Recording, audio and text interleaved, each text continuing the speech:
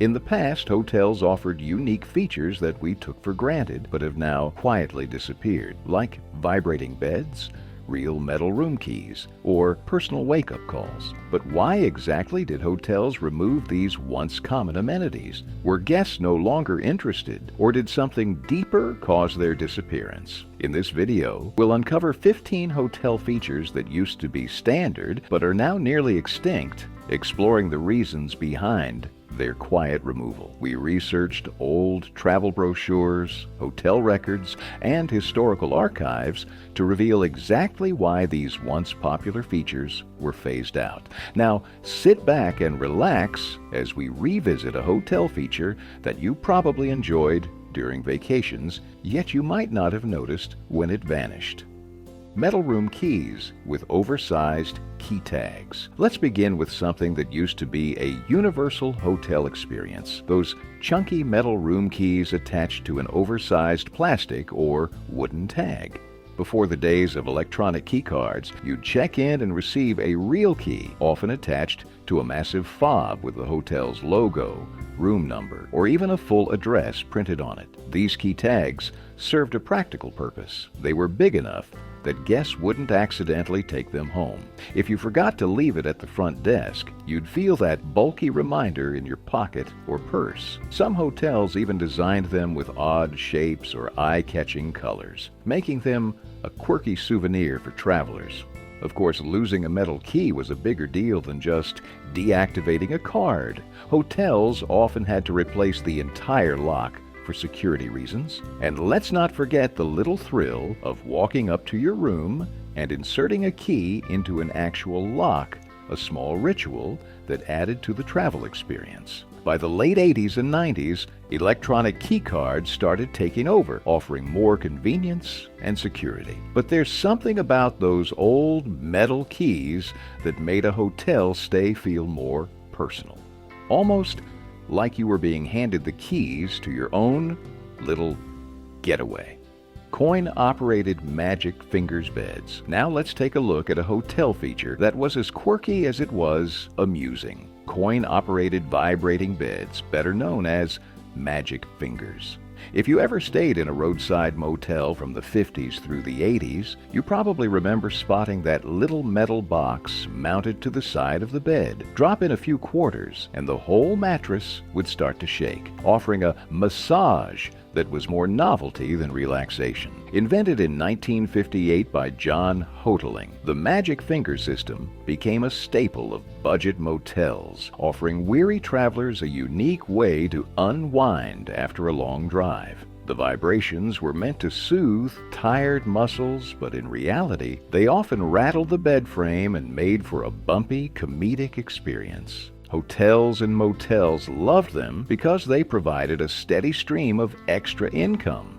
Kids would beg their parents for quarters just to feel the bed come to life, and late-night TV even made fun of them. Just think of all the sitcoms and comedy routines that featured magic fingers gone rogue. By the 1990s, though, these vibrating beds had mostly disappeared. Between maintenance issues, evolving tastes, and concerns over hygiene, hotels gradually phased them out. But for those who experienced the bizarre joy of a magic fingers bed, it's one of those lost travel quirks you can't help but smile about.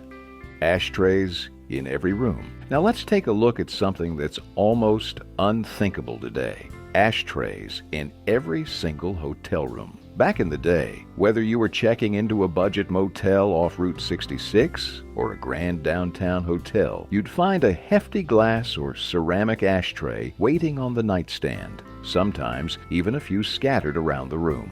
They weren't an afterthought either. These were thick, weighty pieces, often branded with the hotel's logo, and designed to survive everything from an accidental drop to a full house party. It's hard to imagine now, but smoking wasn't just allowed, it was expected. You could light up pretty much anywhere, your room, the hallway, the lobby, and definitely in the hotel bar. Even non-smokers grew accustomed to that ever-present scent of tobacco wafting through the corridors. You probably remember those tiny matchbooks too, often customized with the hotel's name and sometimes even its phone number printed right on the cover.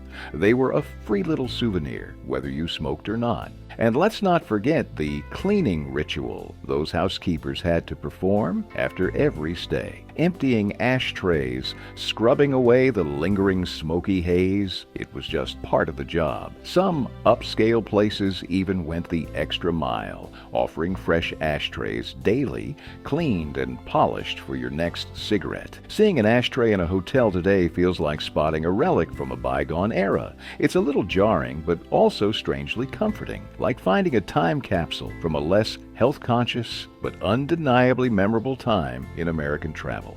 Tiny soaps and shower cap packets. Here's another one you'll remember well. Those tiny, individually wrapped soaps and the ever-present little packet containing a plastic shower cap. No matter which hotel you stayed at, whether it was a no-frills roadside inn or a swanky city suite, you could always count on these mini toiletries being lined up neatly by the bathroom sink. The soaps were often no bigger than a silver dollar, tightly sealed in paper with a hotel's name or crest printed proudly on the front. The scent? Usually something generically fresh, with just a hint of something vaguely floral or citrusy. And admit it, you probably took a few home more than once, not because you needed them necessarily, but because there was just something delightful about stockpiling those tiny souvenirs. A drawer full of little soaps felt like a secret stash of road trip memories.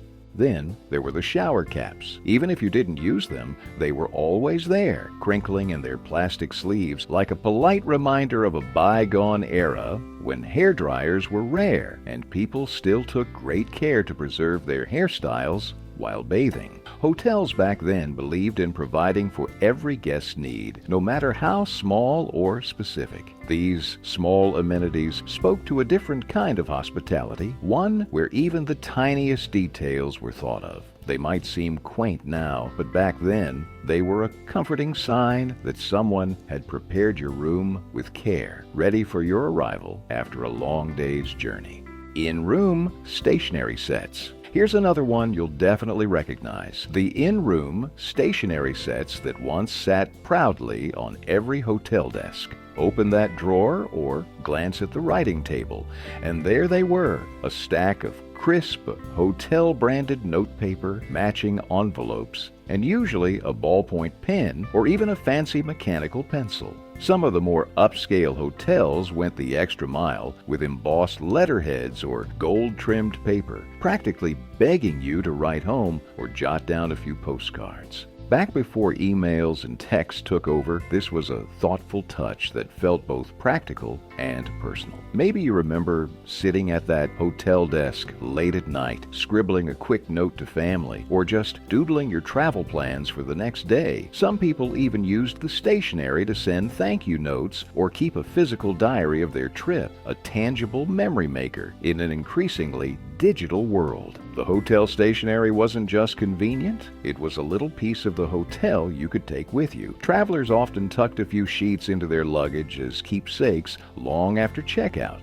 And if you happened to stay somewhere truly iconic, like a grand old New York City hotel or a historic coastal resort, that stationery became a cherished souvenir, perfect for framing or tucking away in a memory box. Today, it's a rare sight. Most hotel desks now sit empty, save for a phone and maybe a laminated room service menu. But seeing that once common stationery set instantly brings back a flood of memories of simpler times, thoughtful details, and the slower pace of travel when writing a letter was part of the adventure. Clunky plastic ice buckets and hallway ice machines. Next on the list, let's talk about those unmistakable plastic ice buckets and the legendary hallway ice machines that once echoed through hotel corridors like a siren song for every thirsty traveler. You remember the routine, spotting that squat, usually beige or brown ice bucket wrapped in a plastic liner sitting next to a pair of plastic-wrapped cups on the dresser. It was practically a hotel ritual to grab the bucket and make your way down the hall in search of the noisy, clunky ice machine. The moment you found it, you'd lift the heavy metal lever, and with a thunderous clatter, ice would tumble into your bucket like you'd hit the jackpot. And oh, the satisfaction of bringing that full bucket back to your room, especially on a hot summer road trip or after a long day of sightseeing.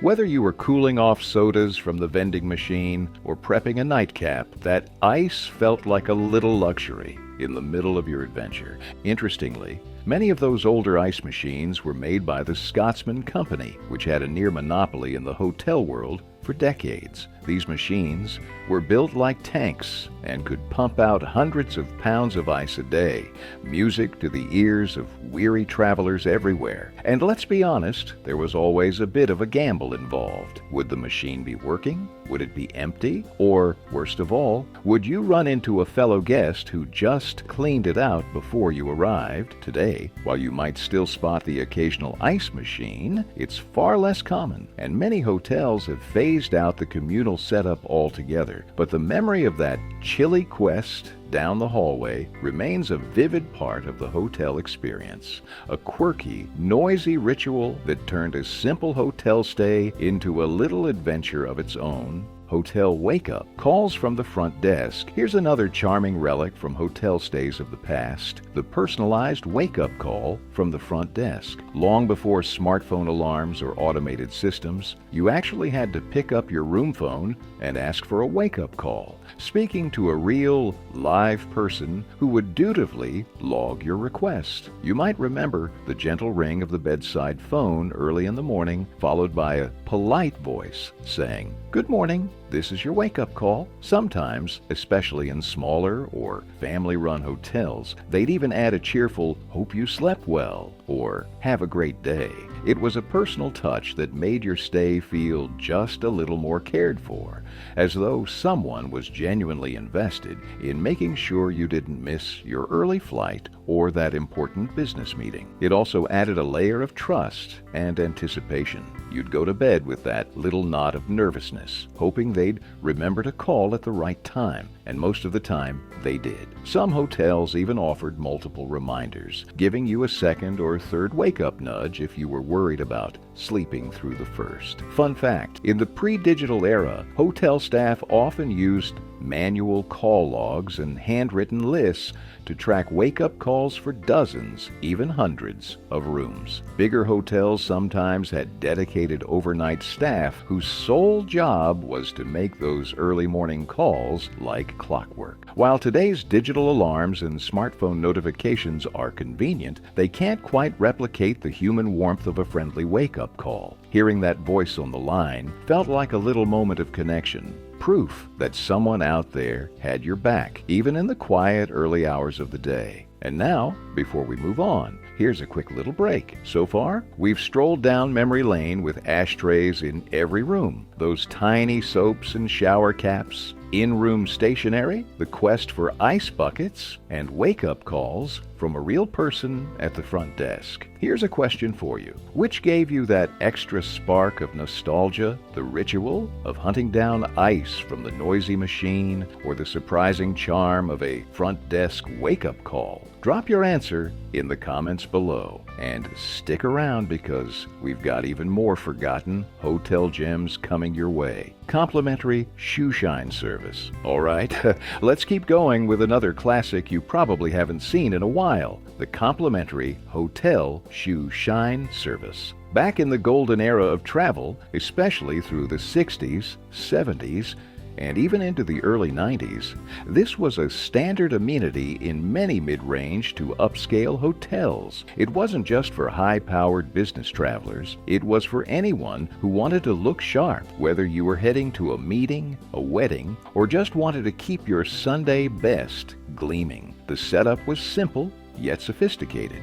You'd place your shoes outside your door at night, tucked inside a provided cloth bag or on a discreet mat. By morning, like magic, they'd be waiting for you, polished to to a handsome shine and ready to hit the day. Some hotels even included a little note thanking you for using the service and wishing you well for the day ahead. It wasn't just about vanity either. In those days, well-shined shoes were a mark of respectability. Whether you were strolling through the hotel lobby or making a grand entrance at a formal event, your footwear made a statement, and hotels took pride in helping their guests put their best foot forward, literally. A few of the finest hotels even had dedicated shoe shine stations in the lobby, manned by skilled professionals who worked their magic right before your eyes. If you've ever experienced that, you probably still remember the rhythmic brushing, the smooth swipe of polish, and the final buff that made your shoes gleam like new. Today, it's rare to find this level of personal touch, but thinking back to those moments reminds you of a time when hospitality was about the little luxuries, the small surprises that made you feel genuinely cared for from check-in to check-out. Room service menus with full breakfast spreads. Here's another classic from hotel stays that's become a bit of a rare treat. Those old-school printed room service menus offering full, hearty breakfast spreads delivered right to your door. Remember flipping through that glossy menu tucked into a leather folder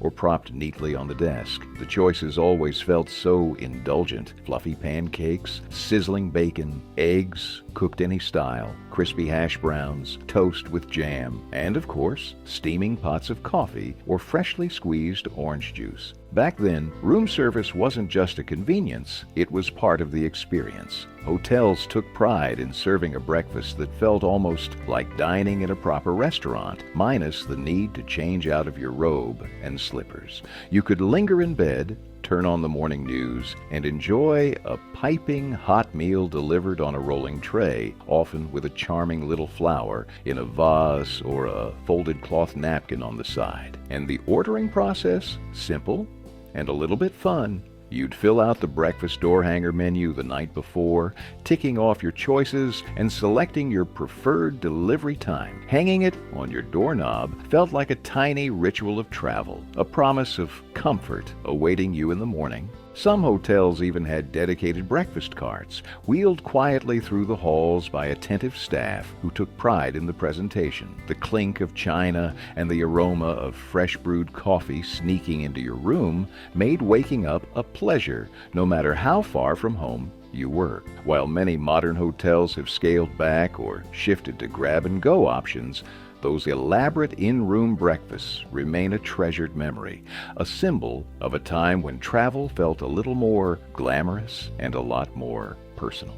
Branded hotel matchbooks. Here's another one that'll spark a clear memory. The classic hotel branded matchbook, sitting right there on the nightstand or tucked beside the ashtray. These little folded packets weren't just practical, they were collectible. You probably grabbed a few on your way out, tossing them into your pocket or suitcase as tiny free souvenirs from your travels. Almost every hotel, from humble roadside motels to grand luxury resorts, had their own custom-designed matchbooks. Some were simple, just the hotel's name and address stamped across the front. Others got a bit fancier, with colorful logos, skyline illustrations, or even cheeky slogans. And they weren't just a decoration. Back when smoking was common, you never wanted to be caught without a light. But even if you didn't smoke, you likely picked them up anyway. There was just something about collecting them. Maybe you kept a jar of matchbooks at home from all the places you'd stayed, each one a spark of memory from a different trip. They became tiny postcards of sorts, little reminders of family vacations, business trips, or romantic getaways.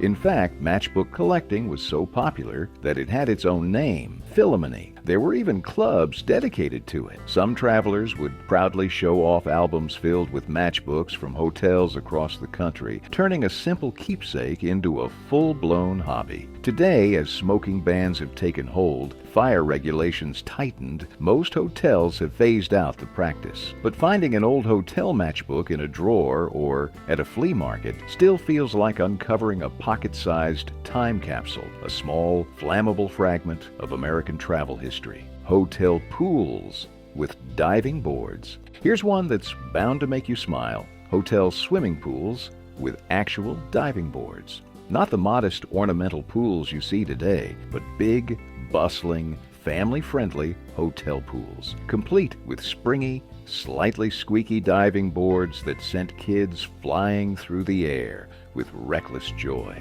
Back in the 60s, 70s, and even well into the 80s, these pools were a centerpiece of the hotel experience. Whether you were on a family road trip or a summer getaway, the moment you spotted the pool, you knew where you'd be spending your afternoon. And the diving board, that was the crown jewel. It didn't matter if you were perfecting your cannonball, attempting a daring flip, or just enjoying that thrilling bounce before a splashdown. That was the ultimate hotel fun. Hotels eagerly advertised their pools, especially the ones with diving boards, in travel brochures and postcards. Olympic-sized pool, they'd boast, or fun for the whole family. And let's not forget those iconic poolside lounge chairs and striped umbrellas where parents sipped iced tea or something stronger while keeping an eye on the kids perfecting their splash competitions. Safety concerns and rising insurance costs eventually led to the slow disappearance of diving boards from hotel pools. Liability fears made them too risky for most properties to keep, and before long, they quietly vanished. But if you close your eyes, you can probably still hear the squeal of the board, the shout of "Watch this!" from some brave kid, and the joyful splash as they hit the water. Those diving boards turned ordinary hotel stays into summer adventures, and their memory still feels like pure,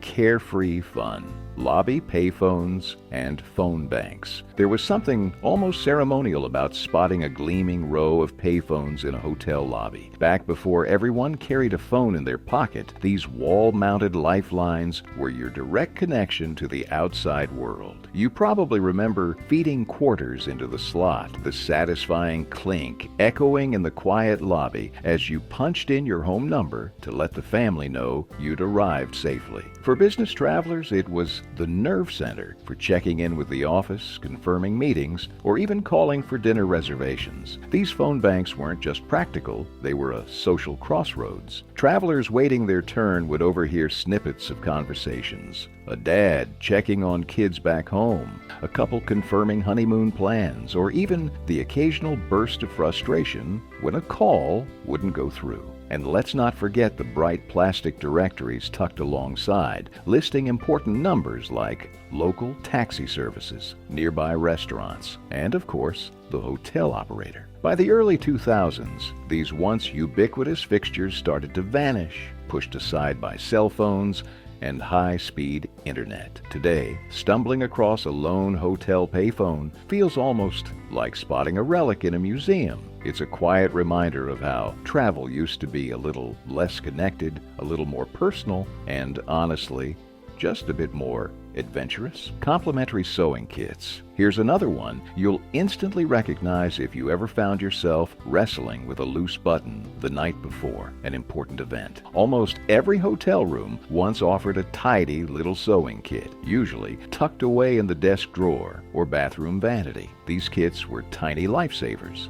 A few threads in neutral colors, a couple of spare buttons, a safety pin, and a miniature needle, all packed neatly in a slim envelope with the hotel's logo proudly printed on the front. You probably remember feeling a quiet sense of relief spotting one, especially if you were traveling for a wedding, a big presentation, or even a long-awaited reunion. There was something comforting about knowing the hotel had thought of such small, personal emergencies. And let's be honest, most of us weren't exactly carrying a sewing kit in our suitcase. The hotel had our backs. Beyond practicality, these kits reflected an era when hotels prided themselves on the little touches of care and hospitality. Before fast fashion and disposable everything, mending a tear or reattaching a button was just part of everyday life. The complimentary sewing kit wasn't flashy, but it spoke volumes about the hotel's attention to detail. Today, these kits have quietly disappeared from most hotel rooms as convenience culture and changing traveler expectations expectations edged them out. But just thinking about them brings back memories of a time when a simple piece of thread could save the day, and when hotels felt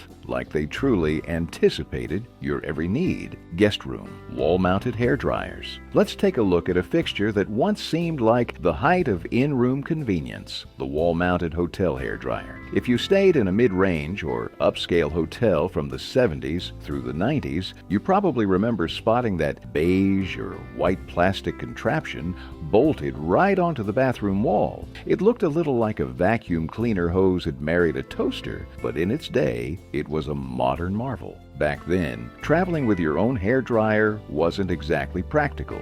Those things were bulky and heavy. Hotels that offered one attached right to the wall felt like they were saving the day, especially if you needed to get ready quickly for a night out or a morning meeting. You'd flip the little switch, hear that unmistakable loud hum, and do your best to tame your hair while hoping the built-in overheat protector wouldn't suddenly shut it off mid-dry. Of course, these wall units weren't exactly salon quality. They often blew more warm air than true heat, and you might remember how the hose would stiffen up over time, making it a bit of a wrestling match to get the airflow where you needed it. Still, there was something oddly reassuring about their presence, like a trusted old appliance that got the job done, if not perfectly. Today, you'll rarely see these built-in dryers in hotel bathrooms. Most modern hotels have upgraded to sleeker handheld models or expect that you'll bring your own. But spotting an old wall-mounted hair dryer still in place feels like finding a time capsule, a little reminder of a simpler era of travel prep. Hotel room, televisions with built-in pay-per-view boxes. And finally, let's wrap up with a true blast from the past. Those chunky hotel room televisions with built-in pay-per-view boxes perched awkwardly on top or attached to the side like some strange high-tech parasite. You remember them well. Before streaming and smart TVs, this was how you caught the latest movie releases or a big prize fight right from your hotel bed, at a premium price, of course. These systems felt almost futuristic at the time. After a long day of sightseeing or work meetings, you'd flip through the clunky on-screen guide, hoping to find something worth the extra charge. Sometimes there were special hotel-only promotions, early blockbuster releases, late-night adult programming that discreetly billed to your room, or even concerts you couldn't catch anywhere else. It made the whole experience feel like a mini-event, especially if you were sharing the room with family or friends, debating which overpriced movie to splurge on. But let's not forget the remote controls either. Many of these units had remotes chained to the nightstand or built directly into the bedside console. Tethered and clunky, but oddly satisfying to click through, they're a small detail that probably made you smile just now. As technology raced ahead, streaming services and free high-definition channels swept these pay-per-view systems into the dustbin of hotel history. Yet there was something charming about their simplicity. You paid, you watched, no buffering, no passwords, no fuss. Now, here's the big question to leave you with. Was there ever a time you actually looked forward to browsing that pay-per-view menu just to see what hidden gems or guilty pleasures were waiting for you? Let us know in the comment section below. 20 forgotten appliances from the past you won't believe exist. These were once the cutting-edge tools of daily life, shaping how people cooked, cleaned, and lived. Imagine ice boxes keeping food fresh, coal stoves heating homes, or hand-cranked food processors simplifying the kitchen. Let's explore these fascinating inventions that defined an era before fading into history. 1. Mangle/wringer washers. Can you imagine doing laundry without a spin cycle? In the early 20th century, Mangle/wringer washers that were a revolution for households, but they were also hard work. These machines combined a basic washing mechanism with 2 hand-cranked rollers to wring out water from clothes, replacing the need to twist and squeeze garments by hand. Laundry day became an event. Women, as it was often their task at the time, would fill the drum with water and soap, let the clothes agitate, and then feed them piece by piece through the wringer. The rollers pressed water out of the fabric, dripping it into a basin below. While efficient for its era, it was also dangerous. Many people got their fingers or clothing caught in the unforgiving rollers. The machines themselves were bulky and often required manual effort to move. Despite their challenges, they were a significant step forward from scrubbing clothes on a washboard. Families marveled at how much easier it became to keep clothing clean, even if it still required sweat and patience. When automatic washing machines arrived in the mid-20th century, wringer washers quickly became obsolete. Still, their image is an enduring symbol of how far home appliances have come, reminding us that even progress starts with small, imperfect steps. 2. Ice boxes. Before refrigerators, keeping food fresh was a daily challenge. Enter these ice boxes, a simple yet ingenious solution that relied on a large block of ice to keep perishables cool. These appliances were a staple in homes from the late 19th century through the early 20th century, long before electric refrigeration became common. Ice boxes resembled modern fridges, but were usually made of wood with metal or tin lining for insulation. Ice delivery men, often called icemen, brought massive blocks of ice to homes, which were placed in a top compartment. Cold air circulated downward, chilling the food stored below. However, maintaining an ice box wasn't effortless. The ice block melted daily, requiring families to regularly replace it. A drip tray collected the water, and forgetting to empty it could lead to messy spills. Despite these challenges, ice boxes were considered revolutionary, making it possible to store milk, butter, and meat safely for longer periods. The arrival of electric refrigerators in the 1930s gradually replaced ice boxes, bringing an era of convenience and efficiency. Yet, the icebox stands as a testament to human ingenuity and the early pursuit of preserving food. 3. Vacuum coffee makers. Do you love your morning coffee? Now imagine brewing it with a device that looks like it belongs in a chemistry lab. Vacuum coffee makers were stylish, scientific, and all the rage in the early to mid 20th century. These appliances brewed coffee using vapor pressure and vacuum suction, delivering a clean, flavorful cup. The device had 2 chambers, one for water and one for coffee grounds. As the water heated in the lower chamber, vapor pressure pushed it into the upper chamber where it mixed with the coffee. Once removed from heat, a vacuum pulled the brewed coffee back down, leaving the grounds behind. It wasn't just about the coffee, it was about the experience. Watching the process felt like magic, with bubbling water, swirling liquid, and aromatic steam creating a mesmerizing ritual. For many, vacuum coffee makers symbolized elegance and modernity, often displayed proudly in the kitchen. While they made excellent coffee, they were delicate and required careful cleaning, which led to their decline as drip coffee makers and electric percolators became more popular in the 1950s. 4. Butter churns. Imagine making butter at home by hand. Before store-bought butter became the norm, households relied on the butter churns, a tool that turned cream into the golden spread we all love. This labor-intensive process was a weekly chore in many homes throughout the 19th and early 20th centuries. Butter churns came in different styles, but the principle was the same. Cream was poured into the container and agitated until the fat separated from the liquid. Hand-crank churns were popular, requiring the user to turn a handle for what felt like an eternity. Others used a plunger-style system where up and down motions worked the cream. The task wasn't just physical, it was a sensory experience. The sloshing sound of cream, the gradual thickening, and the first sight of butter forming were satisfying moments. It also brought families together, as children often helped crank the churn while learning about hard work and self-reliance. With the rise of industrial dairy production, butter churns disappeared from most homes, leaving behind a nostalgic reminder of a simpler, more self-sufficient way of life. 5. Shoe buffers. In a time when polished shoes were a mark of respectability, shoe buffers were essential household gadgets. These small, motorized machines made it easy to keep leather shoes shiny and scuff-free, bringing the professional shine of a street shoe shiner into the home. Most shoe buffers featured rotating brushes or cloth pads powered by a motor. Users simply held their shoes against the spinning buffer, and within seconds, the leather gleamed like new. Some high-end models even dispensed polish for added convenience. Shoe buffers weren't just practical, they were a symbol of attention to detail in a time when appearance mattered greatly. Well-shined shoes were seen as a reflection of one's character and professionalism, so keeping them pristine was non-negotiable. As casual footwear gained popularity in the late 20th century, the demand for shoe buffers declined. Polished leather shoes became less common, and the once prized appliance faded into obscurity, replaced by quick-fix shoe care products. 6. Toaster ovens with rollers.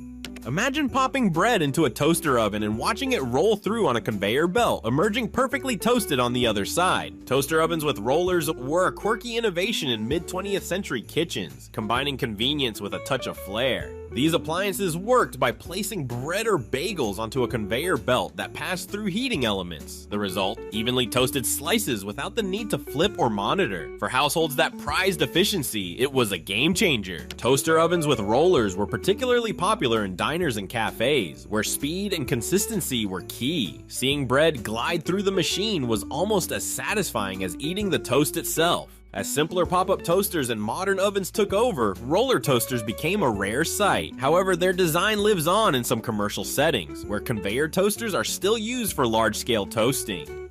7. Ironing stoves. Before the convenience of plug-in irons, people relied on ironing stoves to press their clothes. These stoves heated heavy, flat irons, which were then used to smooth out wrinkles. The process required patience, skill, and a bit of caution to avoid burns. An ironing stove was essentially a small heat source, often powered by coal, gas, or wood. Irons were placed directly onto the stove to heat up, then tested for the perfect temperature before being used. Multiple irons were often in rotation, so there was always a hot one ready. Ironing was an art. The user had to handle the hot iron carefully while ensuring an even press. It wasn't uncommon for people to sprinkle water on the fabric for added steam, a precursor to modern steam irons. As electric irons became widespread in the early 20th century, ironing stoves became obsolete. Still, they remain a fascinating glimpse into a time when household chores required both effort and ingenuity. Coal-fired stoves. Long before electric and gas stoves, coal-fired stoves were the centerpiece of many kitchens. These heavy cast iron appliances served dual purposes, cooking meals and heating the home. They were essential, especially during cold winters when a warm stove could mean the difference between comfort and hardship. Cooking on a coal-fired stove required skill and timing. The stove's temperature wasn't controlled by a knob, but by managing the coal fire inside. Adding or removing coal, adjusting airflow, and monitoring the heat were all part of the process. Baking, boiling, and frying all required careful attention to ensure success. Coal stoves also symbolized a communal space. Families gathered around them not only for warmth, but for conversation and connection. The stove was the heart of the home, where meals were prepared and memories were made. As gas and electric stoves became the standard in the mid-20th century, coal-fired stoves gradually disappeared, leaving behind a legacy of resilience and practicality. 9. Manual ice crushers. Before the convenience of electric blenders, manual ice crushers were a staple for creating refreshing drinks and desserts. These hand-cranked devices allowed users to crush ice into smaller, more manageable pieces, perfect for cocktails, snow cones, or keeping food chilled. Using a manual ice crusher was a tactile experience. Ice cubes were loaded into the top, and the handle was turned to grind them into smaller pieces. The crushed ice collected in a container below, ready for use. Some models featured decorative designs, making them both functional and stylish additions to the kitchen. They were especially popular during the mid-20th century, when hosting parties and entertaining guests often included making homemade cocktails or desserts. Electric appliances eventually rendered manual ice crushers obsolete. However, they still evoke nostalgia for a time when preparing something as simple as crushed ice required effort and care. 10. Electric shoe dryers. Wet shoes? No problem. In the mid-20th century, the electric shoe dryers that became a practical solution for drying footwear quickly and efficiently. These small appliances used warm air to dry the interior of shoes, making them ideal for families dealing with rainy weather, snowy winters, or sports gear. The design was straightforward. A compact heating element emitted warm air, which circulated through hoses or vents placed inside the shoes. In just a few hours, shoes were dry, warm, and ready to wear again. Electric shoe dryers were especially popular in areas with harsh climates, where damp shoes could be an everyday problem. They were marketed as essential for keeping feet comfortable and preventing odor or bacteria from developing in wet footwear.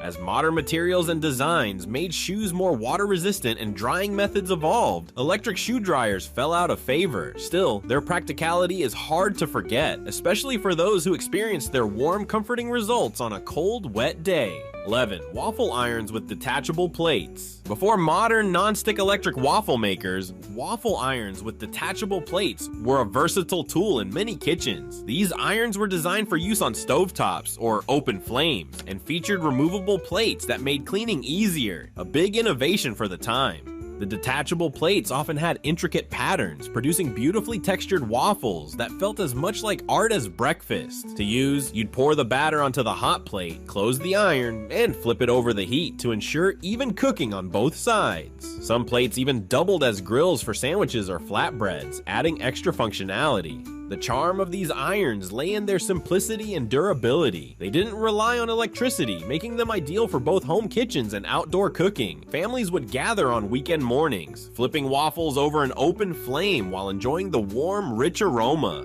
As electric waffle makers became popular in the mid-20th century, these stovetop versions faded into history. Yet their robust design and timeless functionality still appeal to vintage kitchenware enthusiasts. 12. Electric carpet sweepers. Before vacuums became mainstream, electric carpet sweepers were a revolutionary way to keep floors clean. Compact and lightweight, these machines use rotating brushes powered by a motor to pick up dirt and debris from rugs and carpets. Carpet sweepers were easy to use and didn't require much maintenance. They were quieter and more affordable than early vacuum cleaners, making them a popular choice for households in the early to mid-20th century. Some models even had detachable dust trays for quick and mess-free emptying. While they were effective for light cleaning, the rise of powerful electric vacuums in the 1950s and 60s made carpet sweepers less practical. As people began favoring machines that could deep clean carpets, these sweepers became a thing of the past. 13. Meat safes. Before refrigerators, the meat safes were essential for keeping food fresh in warm climates. These wooden or metal cabinets were lined with fine mesh or perforated tin to allow air circulation while keeping insects and pests out.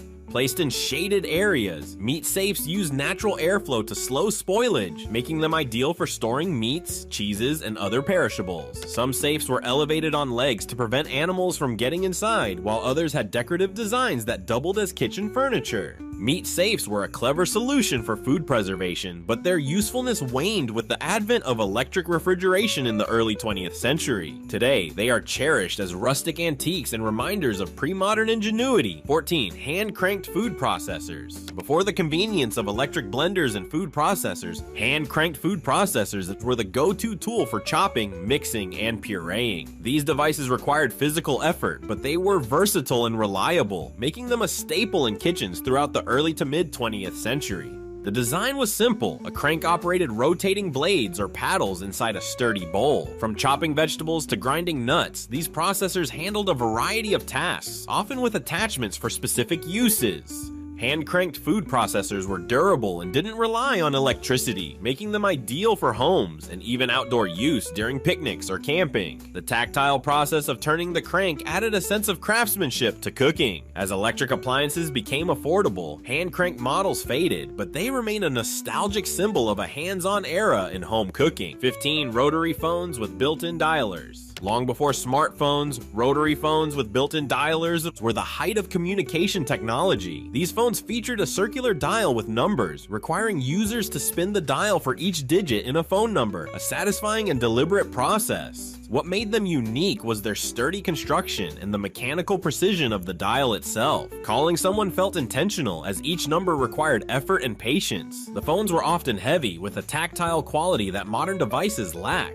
As push-button phones and later digital technology emerged, rotary phones became obsolete by the 1980s. However, their design remains iconic, evoking a time when every phone call felt more personal and meaningful. 16. Wood-fired water heaters. Before the convenience of electric and gas water heaters, wood-fired water heaters were the primary way to heat water in many homes. These sturdy appliances required users to build and maintain a small fire beneath a metal tank to warm the water stored inside. They were a staple in rural and urban households alike, offering a practical solution to meet daily needs like bathing, washing clothes, and cleaning dishes. The process was as straightforward as it was labor-intensive. Users gathered wood, ignited the fire, and waited for the water to heat, a task that required careful monitoring to avoid overheating or running out of fuel. The heaters themselves were simple but reliable, often constructed from cast iron or steel to withstand repeated use. They also doubled as a source of warmth in colder months, making them a central feature of the home.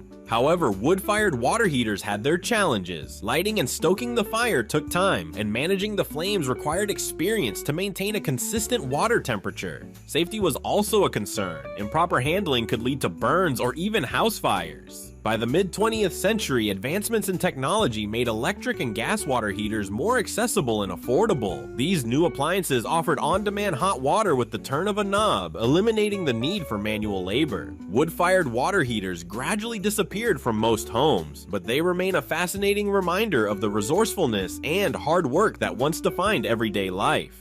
Their legacy lives on in modern camping gear and rustic settings, where the charm of a wood-heated system still appeals to those seeking a nostalgic connection to the past. 17. Radiant room heaters. Before central heating systems became common, radiant room heaters were the go-to solution for keeping homes warm during chilly winters. These yet portable devices emitted heat from glowing metal coils or ceramic plates, creating a concentrated warmth that made them ideal for small spaces. Radiant heaters were as functional as they were charming. Many were designed with stylish casings that reflected the Art Deco or mid-century aesthetics of their time. They were small enough to be moved from room to room, making them a versatile option for households that didn't have the means to heat the entire house. Using a radiant room heater was simple. Plug it in, switch it on, and feel the warmth almost immediately. Families would gather around them to read, play games, or relax, using the heater as a focal point for cozy evenings. However, the exposed heating elements posed risks. Fire hazards were a genuine concern, especially if the heaters were left unattended or placed too close to flammable materials. By the mid-20th century, advances in central heating and safer, more efficient heating technologies made radiant room heaters less popular. Despite their decline, they hold a nostalgic place in history, reminding us of a time when warmth came from glowing coils and close-knit gatherings. Today, vintage radiant heaters are often repurposed as decorative items or cherished by collectors who appreciate their retro design and the history they represent. 18. Percolators. The bubbling sound of a percolator was once synonymous with mornings in many households. These classic coffee makers used a simple yet ingenious design to brew a rich, aromatic cup of coffee. Before drip coffee makers and single-serve machines took over, percolators were the standard for coffee lovers everywhere.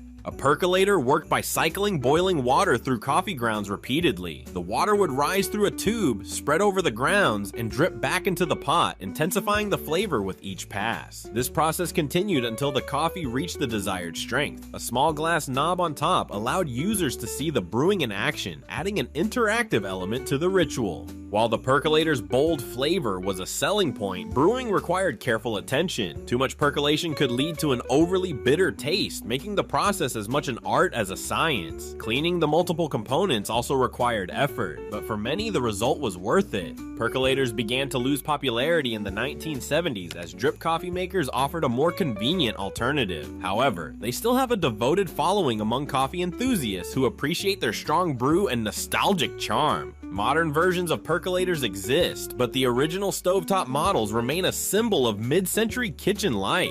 Their distinctive sound and rich aroma evoke a time when coffee making was a deliberate and rewarding process. 19. Hair dryers with hoods. Before the handheld hair dryers we know today, hair dryers with hoods were the height of at-home styling sophistication. These devices consisted of a large dome-shaped hood connected to a hose and a base, which emitted warm air to dry hair evenly and efficiently. Hooded hair dryers were a staple in the 1950s and 60s, when elaborate hairstyles like bouffants and curls required extended drying times. Using one felt luxurious. Users could sit comfortably while their hair dried, leaving their hands free for reading, knitting, or sipping coffee. This convenience made hooded dryers particularly popular among women who wanted salon-quality results at home. Operating the dryer was simple. You placed the hood over your head, adjusted the settings, and let the warm air work its magic. The process was slow compared to modern standards, but it provided consistent, even heat that was ideal for setting styles with rollers or curlers. As handheld hair dryers became more affordable and practical in the 1970s, hooded models fell out of favor. However, they are still cherished by vintage beauty enthusiasts and professionals who appreciate their effectiveness for certain hairstyles. 20. Vacuum tube radios. In the early 20th century, vacuum tube radios revolutionized entertainment and communication. These large wooden devices brought news, music, and dramatic programs directly into living rooms, becoming a central part of family life. The vacuum tubes inside the radios amplified sound, creating rich, warm audio that many enthusiasts still consider unmatched by modern technology. The soft glow of the tubes added an almost magical quality as families gathered around the radio to listen to Roosevelt's fireside chats, thrilling dramas, or live concerts. These radios weren't just functional, they were also beautiful. Crafted from wood with intricate designs, they were often seen as furniture pieces that added elegance to a room. Owning a vacuum tube radio was a sign of modernity and a connection to the wider world. By the 1950s and 60s, transistor technology made radios smaller, cheaper, and more portable, pushing vacuum tube models into obsolescence. Today, they are highly sought after by collectors, who prize them for their craftsmanship, sound quality, and nostalgic value. If you think today's shows are strange, clearly you haven't revisited the 70s. Back then, TV was a surreal mix of psychedelic puppets, quirky superheroes, and plots that only made sense if you didn't think too hard. These shows might be forgotten by most, but they left a lasting impression. Today we're diving into 20 forgotten TV shows from the 1970s that shaped our childhood. Don't forget to subscribe to Those Wonder Years and tell us which classic you'd love to see back on screen. Land of the Lost.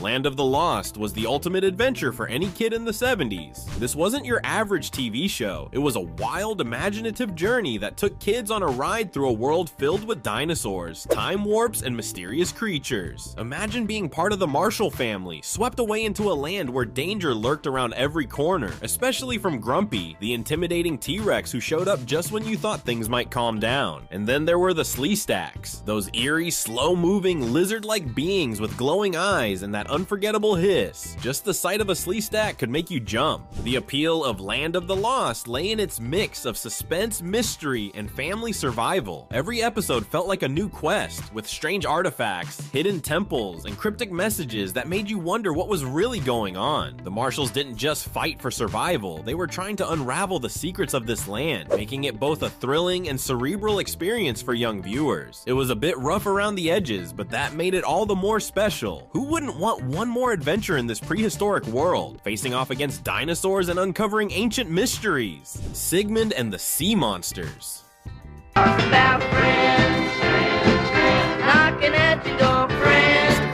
Sigmund and the Sea Monsters was pure Croft magic, capturing the whimsy and weirdness of the 70s perfectly. Imagine finding a lost sea monster on the beach, a friendly one, kicked out by his family for being too nice. That's exactly what happens to Johnny and Scott, two brothers who stumble upon Sigmund, a lovable, oddball creature they decide to keep as a secret pet. The premise alone is every kid's dream, a hidden friend with big googly eyes and a heart of gold. The charm of Sigmund and the Sea Monsters lay in the innocence of its story and the hilarity of hiding a sea monster from adults. Every episode, you rooted for Sigmund to stay hidden while laughing at his antics and his struggle to adapt to human life. The show tapped into every kid's desire for adventure, friendship, and a little mischief. Watching it felt like being part of a secret world, and for kids of the 70s, Sigmund became as much a friend as he was a character on TV. Who wouldn't love to revisit those beachside adventures with the friendliest sea monster around? H.R. Pufnstoof.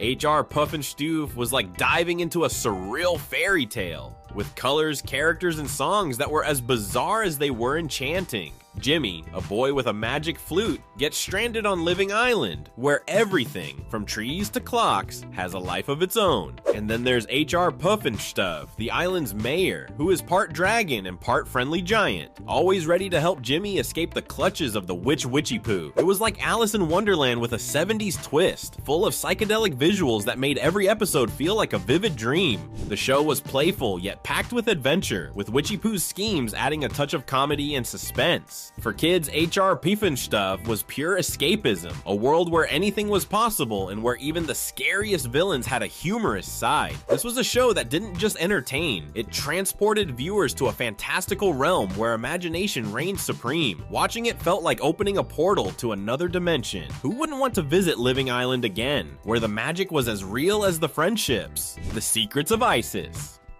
Andrea Thomas, teacher.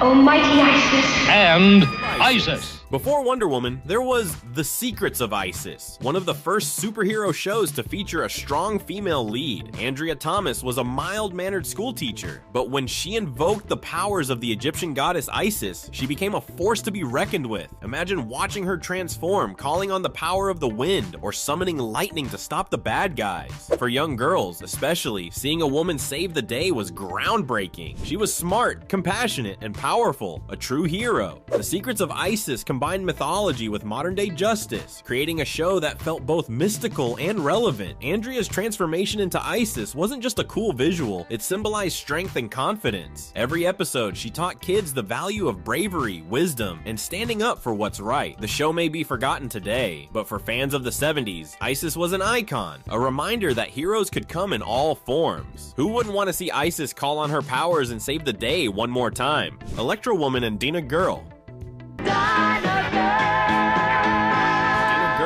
Electro Woman and Dinah Girl was the dynamic duo that girls in the 70s didn't know they needed until they saw it. Imagine two superheroines, dressed in brightly colored costumes, fighting crime with gadgets and cleverness. Electro Woman and her sidekick Dinah Girl were like Batman and Robin, but with a unique, female-powered twist. Every episode saw them facing off against outlandish villains with names like the Empress of Evil and Glitter Rock, blending action with a dash of campy humor that made it unforgettable. The appeal of Electro Woman and Dinah Girl lay in its blend of action and relatability. These weren't otherworldly figures, they were just two women using their wits and courage to keep the city safe. For young viewers, it was a refreshing change, offering heroines who were both strong and fun. With their Electra Change wrist devices, they always had a clever trick up their sleeves. The show may have had a short run, but its impact was lasting. Who wouldn't want to suit up and fight alongside Electro Woman and Dinah Girl, taking on villains and making the world a better place, one Electra power at a time? Shazam!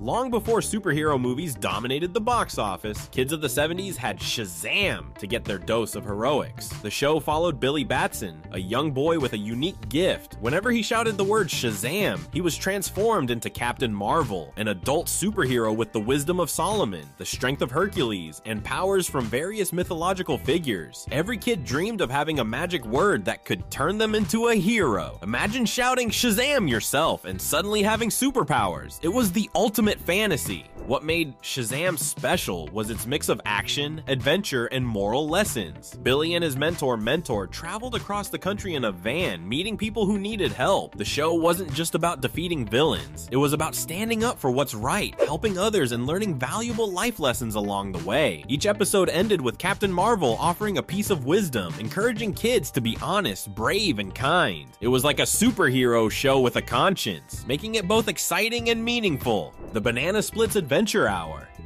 1 banana, 2 banana, 3 banana, 4 bananas make a bunch and so do many more.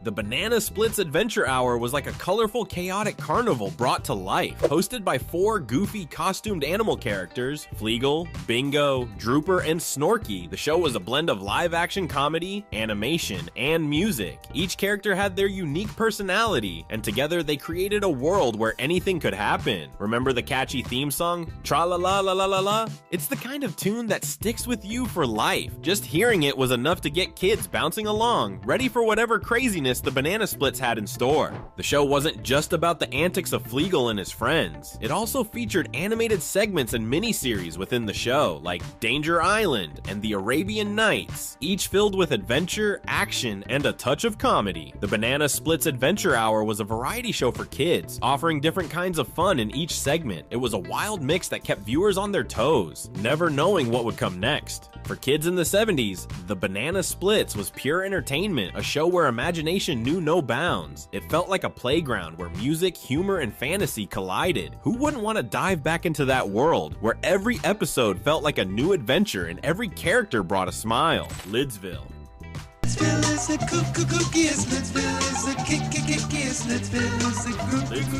If Alice in Wonderland had a 70s makeover with a psychedelic twist, you'd get Lidsville. This was another creation from Sid and Marty Krofft, known for their fantastical and slightly surreal children's shows. Lidsville was all about a boy named Mark who falls into a giant magician's hat and ends up in a bizarre world where everyone is, well, a hat. In Lidsville, hats talk, walk, and have personalities all their own, from cowboy hats to chef's hats. It was weird, whimsical, and a little wacky, the perfect formula to capture a kid's attention. Each episode followed Mark's attempts to escape Lidsville, often thwarted by the evil magician Horatio J. Hoodoo, who was as ridiculous as he was menacing. Remember the mix of laughter and a little bit of nervousness you felt whenever Hoodoo appeared? That was part of the magic. Lidsville took kids on a journey through a world unlike anything else on TV. It wasn't logical, but it was colorful, strange, and so much fun to watch. Captain Kangaroo.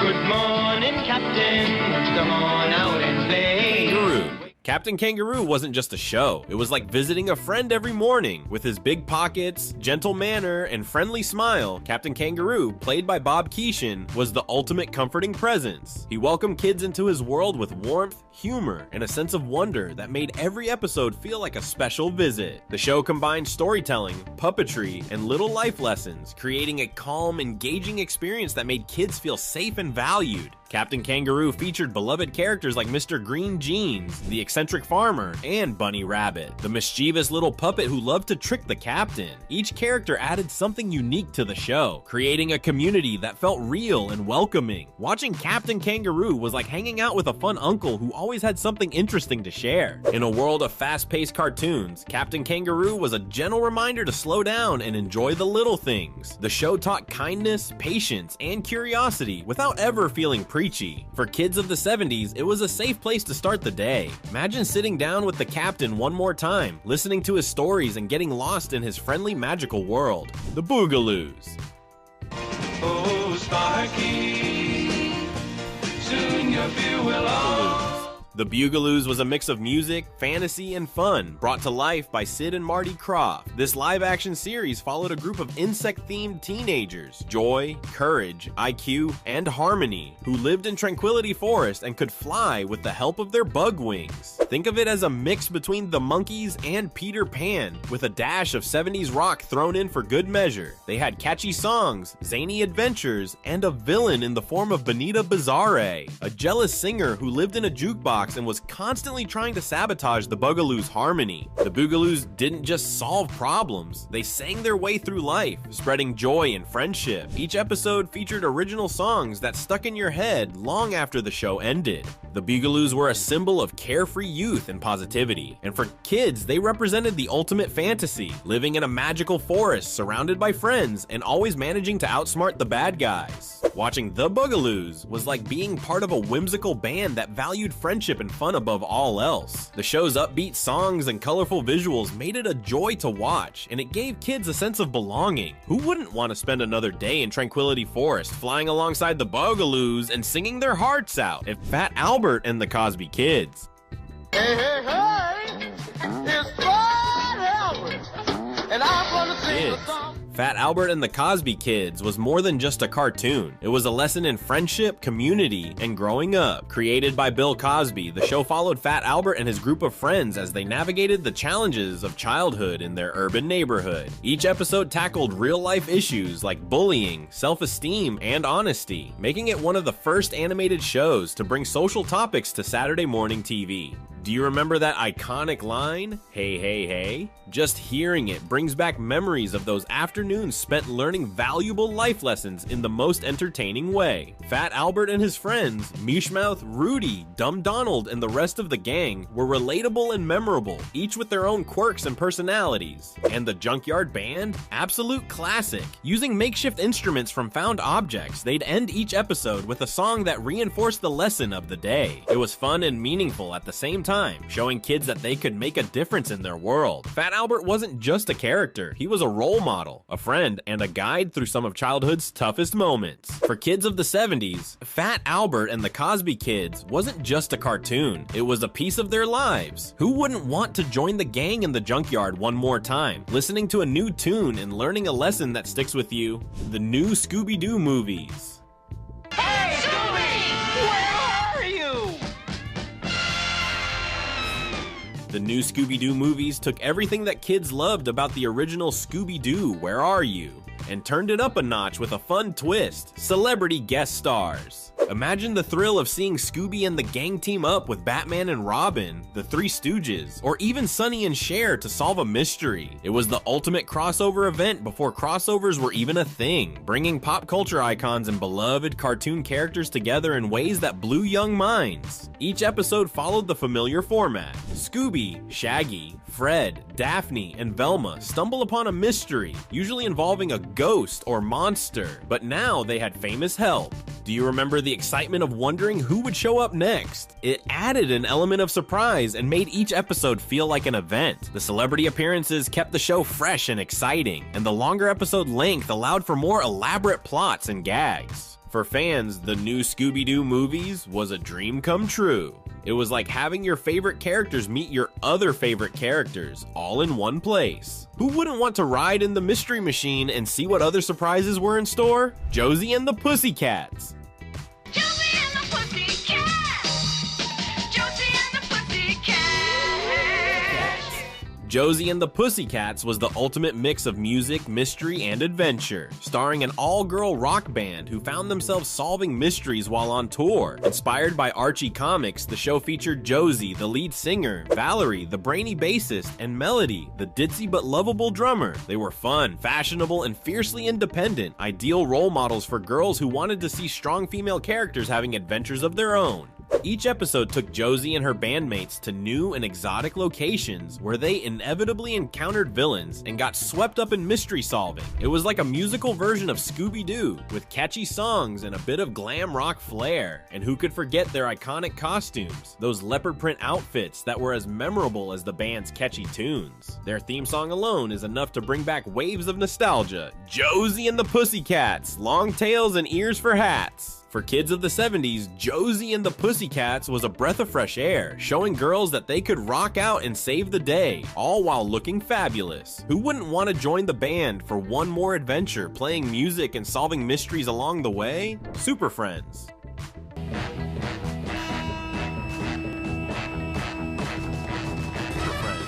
Super Friends was the superhero team-up show that kids in the 70s couldn't get enough of. Featuring DC Comics legends like Superman, Batman, Wonder Woman, and Aquaman, this show was a powerhouse lineup of heroes fighting villains to protect the world. Watching Super Friends felt like joining an elite team. Every episode brought the excitement of seeing the world's greatest superheroes working together. It was action-packed, inspiring, and showed kids that teamwork and bravery could overcome any evil. The show also introduced new characters like Wonder Twin Zan and Gina, who added a fun, youthful vibe with their unique Wonder Twin powers. And who could forget their blue monkey sidekick, Gleek? They brought humor and freshness to the team dynamic, making the heroes feel more relatable to young viewers. Each episode, the heroes faced different threats, from mad scientists to natural disasters, teaching kids about courage, friendship, and helping others. For kids, Super Friends wasn't just a show, it was an invitation to believe in heroes and imagine that they too could make a difference. Who wouldn't want to spend one more Saturday morning watching their favorite superheroes save the day? Speed Buggy.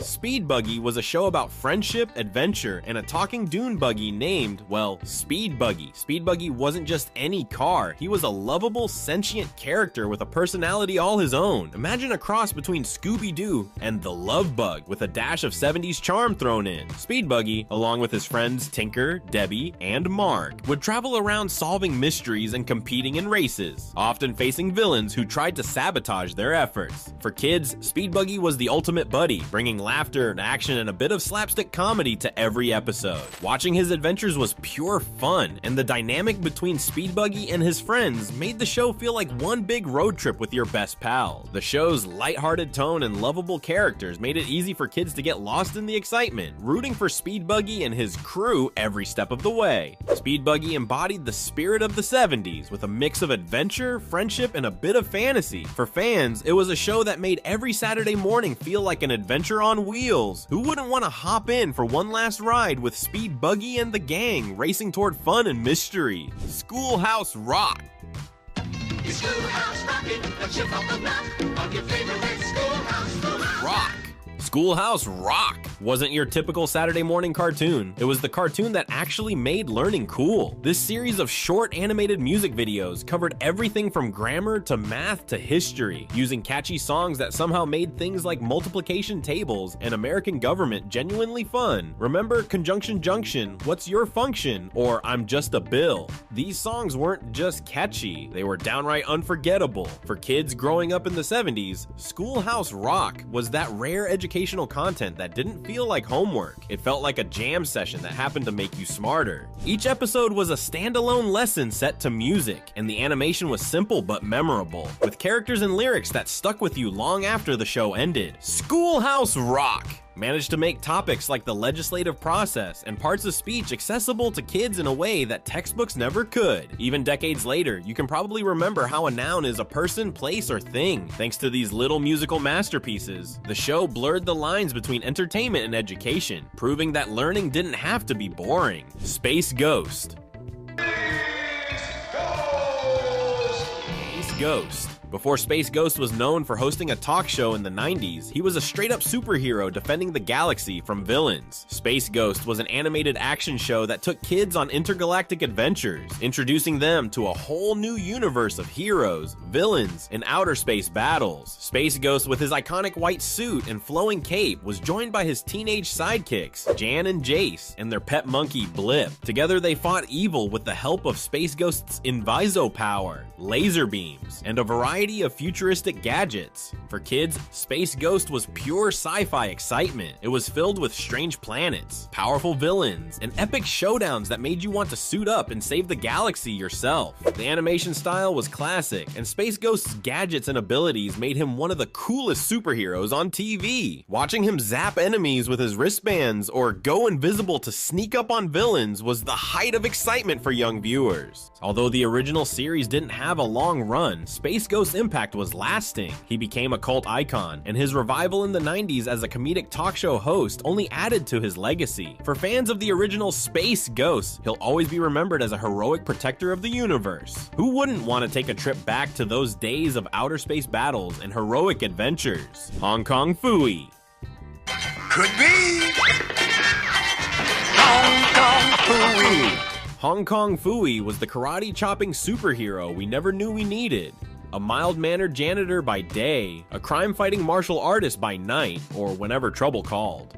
This goofy, lovable dog donned a red robe and black mask to become Hong Kong Phooey, the world's most unlikely hero. With his trusty sidekick, Spot the Cat, and his Hong Kong Book of Kung Fu, Hong Kong Phooey took on villains with a mix of slapstick humor and accidental heroics that had kids laughing and cheering him on. What made Hong Kong Phooey so memorable was his total lack of actual skill. He wasn't a trained martial artist, and his moves usually ended in hilarious mishaps. Yet somehow, things always worked out, often thanks to Spot's unnoticed help. The theme song was an instant classic. Who's the super cool cop? It's Hong Kong Phooey! And his transformation from janitor to superhero was as amusing as it was iconic. Every episode was a blend of action and comedy that kept kids glued to the screen. For fans, Hong Kong Phooey was all about cheering for the underdog, literally, and laughing at his mishaps. Imagine sitting down to watch him bumble through another crime-fighting adventure, secretly knowing Spot would save the day. Who wouldn't want to join Hong Kong Phooey for one more kung fu adventure? The Wombles. Wombling free, the Wombles of Wimbledon, common are we. The Wombles was a British import that taught kids the importance of taking care of the environment long before going green was a trend. These furry creatures lived on Wimbledon Common and spent their days picking up litter and finding creative ways to reuse it. Each Womble had a unique personality. There was wise old Great Uncle Bulgaria, energetic Orinoco, and practical-minded Tobermory, among others. For kids, the Wombles' message of environmental stewardship was easy to understand and made recycling seem like a fun adventure. With its charming animation and lovable characters, the Wombles quickly became a favorite. Each episode showed the Wombles finding human litter and turning it into something useful, a concept that fascinated kids and made them think twice about throwing things away. The Wombles were like eco-friendly role models, showing that even the smallest actions could make a difference. Their creativity in repurposing trash made the show not only entertaining but also subtly educational. For 70s kids, The Wombles was more than just a cartoon. It was a call to action. It taught them that taking care of the planet was everyone's responsibility. Who wouldn't want to hang out with the Wombles again? Learning new ways to turn trash into treasure. The Croft Super Show. The Croft Super Show was like a theme park in TV form created by the genius minds of Sid and Marty Krofft. This variety show featured several miniseries, each with its own wild concept and colorful characters. Hosted by the fictional band Captain Cool and the Kongs, the show introduced kids to Electra Woman and Dinah Girl, Dr. Shrinker, Wonderbug, and other unforgettable segments. It was like a buffet of fantasy, adventure, and superhero action all rolled into one, with each story bringing something different to the table.